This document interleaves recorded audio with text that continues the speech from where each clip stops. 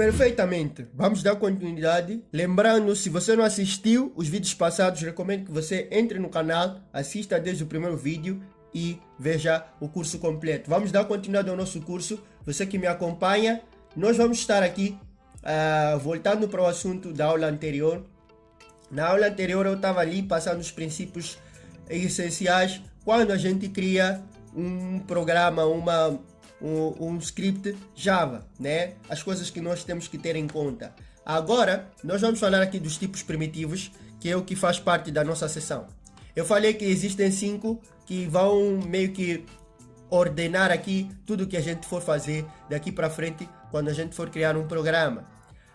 Tem vários, nós vamos utilizar eles em situações específicas, em momentos específicos, porém existem 5 que eu próprio, na minha experiência, acredito que são os principais. O primeiro, vamos aqui fazer um public para indicar que, ok, até que o melhor é fazermos private. Temos outro comando que é o private, que diferentemente do public, indica que ele é privado, né? Que só vai estar dentro dessa classe. Deixa só colocar. Então nós vamos colocar private. Eu vou colocar aqui o int, o primeiro tipo de dado. Eu vou colocar inteiro, ou posso dizer número inteiro.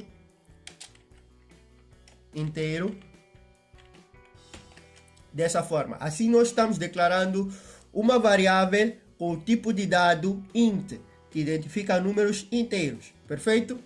Eu disse aqui sobre essa palavra-chave private, informa que essa variável é privada e ela só pode ser acessada dentro da classe aula 1, ok?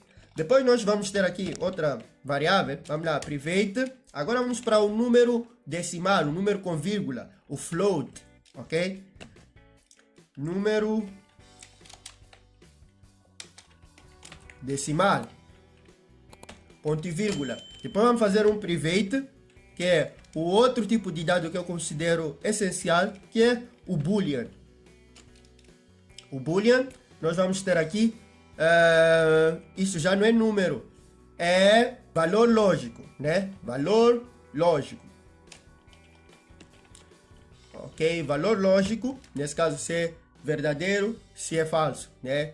Simplesmente assim. Vocês poderiam, ou valor booleano, melhor é booleano. Vou colocar valor booleano.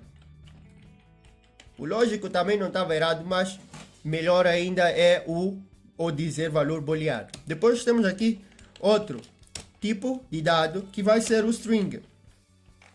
Ok? Lembrando que o string não é um tipo de dado e sim uma classe interna do Java, mas nós utilizamos como se fosse. Porém, você que está aprendendo aqui comigo tem que ter isso em mente, tem que saber que não é um tipo de dado, mas nós utilizamos como se fosse. E eu vou dizer aqui tipo ou texto. Ok? Texto, porque ele armazena texto, perfeito? E o último é o double. O double é um número decimal também. Eu vou até enquadrar ele depois lá em cima. Decimal. É um número decimal, porém ele nos permite ter mais números depois da vírgula, né? Decimal, depois mais amplo, ok? Número decimal mais amplo.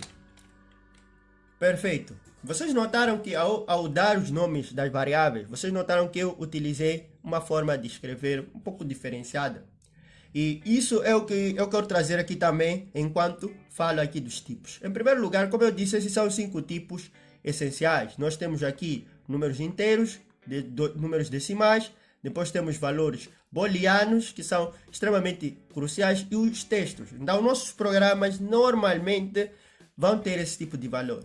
Dificilmente um programa que realiza, né, alguma operação tem a ausência de um desses valores. Sempre contém um desses tipos de dados, um tipo de variável assim. Então, nós declaramos variáveis aqui com esses tipos de dados. Perfeito. Então, vamos lá começar a descrever cada um. Em primeiro lugar, temos aqui um número inteiro, né? Quando nós queremos declarar ou queremos armazenar um número inteiro, nós vamos estar declarando uma int, né? Então, aí nós podemos armazenar. Porém, quando nós vamos declarar uma variável, nós temos essa estrutura principal, né? Temos aqui as palavras-chave, né? Primeira palavra-chave é para definir se é verdadeira ou falsa. Por exemplo, eu poderia não colocar nada aqui. E estava tudo bem. Eu poderia não dizer que é nem pública, nem privada. Mas no caso eu coloquei. Então, temos aqui, podemos dizer que também um atributo, essa palavra-chave, que vai estar influenciando no comportamento da variável que a gente criou. Então, temos aqui o atributo. Os atributos vão estar aqui anteriormente. Depois vamos ter o segundo atributo, ou mesmo o que vai definir o tipo de dado. Depois nós vamos ter o nome da variável. É interessante já ter isso em mente e compreender isso de uma forma bem clara. E quando nós formos declarar nome de uma variável, existem regras, existem parâmetros, existem formas indicadas de fazer isso. Não é simplesmente fazer. É o seguinte, normalmente quando nós vamos declarar uma variável, nós temos que utilizar um padrão na hora de dar um nome, né? Normalmente, tenho esse padrão aqui, eu próprio adotei, é o padrão Camel Case, que é escrever os nomes, né? Eu vou escrever, por exemplo, aqui, vou fazer um comentário, vou falar nome, ou inicial, maiúscula,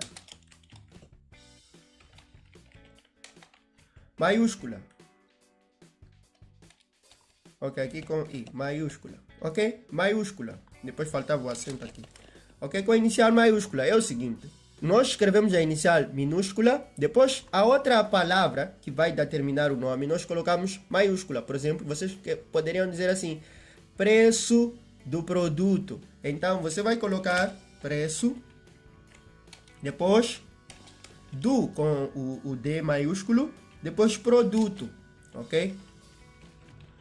Nesse caso, essa regra se chama Camel Case. Por que é Camel Case? Camel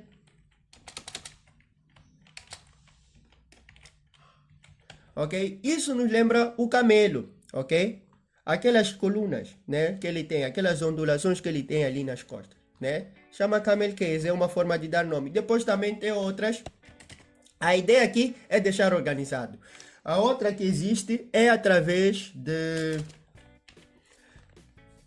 A outra forma é utilizando um identificador, né? Nós vamos utilizar ou o cifrão ou também o underline, né? Nós, por exemplo, podemos dizer assim, preço, da mesma forma, preço, underline, produto, né? Ok? Produto. E outra coisa, é sempre importante dizer o que essa variável é. Qual é a função dela, o que ela está a armazenar, né? Não adianta você vir e colocar ali por preguiça. Às vezes, nós, quando estamos na frente de um programa, a construir um programa, às vezes a pessoa tem pressa e só quer colocar ali os nomes de uma forma sem identificar o que cada coisa é. Isso, no princípio, até você pode saber identificar. Só que, ao passar do tempo, quanto mais o teu programa crescer, ficar mais aprofundado, as coisas vão começar a ficar desorganizadas. E depois, quando alguém quiser dar manutenção, querer ver, não estará bem feito. E aqui já entra um princípio que eu sempre busco quando estou programando, que é realizar o código limpo, fazer um código bem escrito, bem organizado, utilizando bons padrões de construção, ok? Que aqui que é o nome Clean Code. Eu vou recomendar um livro para vocês poderem dar uma vista de olhos, ler nele, ele ensina bastante. Por quê? Porque isso depois dá um problema muito grande quando for para dar manutenção e coisas ligadas já a parte de ajuste do seu código ou melhorias, fica praticamente impossível por causa da forma como você escreve, ok? Então, dessa forma, e você pode utilizar também o cifrão, no caso aqui o sinal de dólar, e você colocar preço, underline, e depois colocar ali, preço ananás, ok? Preço ananás, etc, etc, etc. Fica aí bem claro. Perfeito. Depois disso, eu só vou repetir a mesma coisa para as outros tipos de dados, né? O float é para números decimais. E outra coisa, antes que eu esqueça, você pode colocar vírgula e colocar aqui número inteiro